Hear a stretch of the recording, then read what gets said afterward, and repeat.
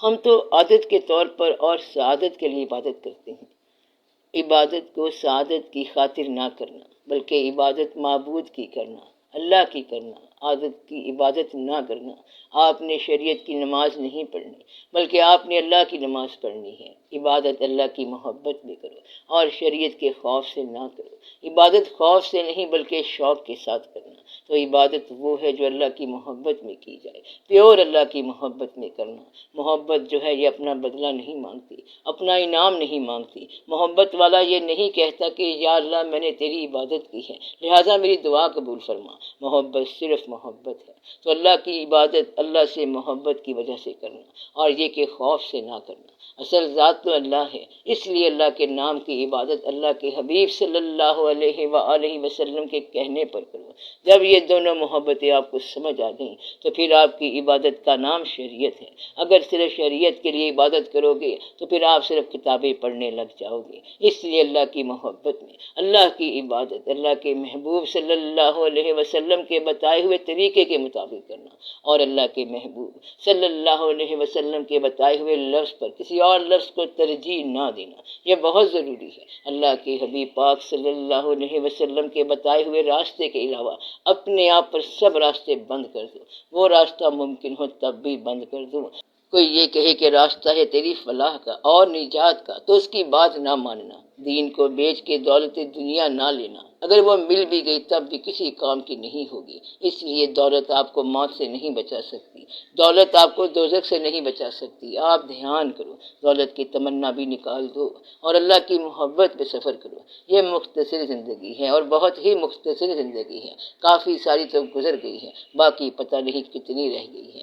آپ دل سے طے کر لیں کہ ہم سچے اللہ کو مانتے ہیں، جس کو جانتے بھی نہیں ہیں۔ بس اپنا ذہن صاف کر لو، یہ کہو کہ ہم اس اللہ کو مانتے ہیں جس کا پتہ نہیں کہ وہ ہے کہاں، وہ بہت قریب بھی ہے اور بہت دور بھی ہے، کبھی پاس سے گزر جاتا ہے اور کبھی دور کا بھی پتہ نہیں چلتا کہ ہے بھی کہ نہیں ہے۔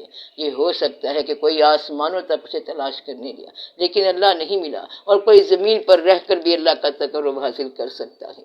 اس لیے اللہ کے بارے میں کوئی بحث نہیں کی جا سکتی۔ اللہ آپ کی دریافت نہیں ہے، اللہ وہ ہے جو اللہ کے حبیب پاک صلی اللہ علیہ وآلہ وسلم نے ارشاد فرمایا ہے، اور اللہ کے حبیب صلی اللہ علیہ وسلم سے اس حد تک محبت ہو کہ آپ صلی اللہ علیہ وسلم کی بتائی ہوئی ہر بات پر دنیا کی کسی بات کو کوئی فوقیت نہیں ہے، دنیا کے کسی آدمی کی کسی بات کو فوقیت نہیں ہے۔ اگر ایک مبلغ کہتا ہے کہ سچ بولنا چاہیے اور وہ رہنما ہے اخلاقیات کا یعنی سوشل ریفارمر، حضور پاک صلی اللہ علیہ وسلم بھی فرماتے ہیں کہ سچ بولنا، تو یہ سچ جو سچ بولنے کا کہتا ہے اور حضور پاک صلی اللہ علیہ وسلم جو سچ بولنے کا فرماتے ہیں، ان میں بڑا فرق ہے۔ تو سچ صرف وہ بولنا جو حضور پاک صلی اللہ علیہ وسلم نے ارشاد فرمایا، اور باقی سچ بولنے والے سارے جھوٹے ہیں۔ اس لیے ہمیں جو تبلیغ، تعلیم یا صداقت آپ صلی اللہ علیہ وسلم کی زبان کے ذریعے مل رہی ہے، ہم اس کو صداقت کہتے ہیں، اور باقی لوگوں کا لفظ وہی ہے لیکن وہ کسی اور زبان سے ہے، اور یہ اتنا پاکیزہ نہیں رہتا جتنا آپ صلی اللہ علیہ وسلم کی زبان سے ہے۔ اس لیے یہ یاد رکھنا کہ جو حضور پاک صلی اللہ علیہ وسلم نے ارشاد فرمایا وہی صداقت ہے اور وہی حقیقت ہے، اور آپ اس پر چلنا، بس یہی ہمارا مذہب ہے۔ باقی رہ گیا یہاں رہنے کی آرزو، تو وہ تو کبھی پوری نہیں ہوئی۔ اللہ نے بار بار مثالیں دی ہیں کہ دنیا میں دولت حاصل کرنے کی خواہش کبھی نیک نامی نہیں بنی۔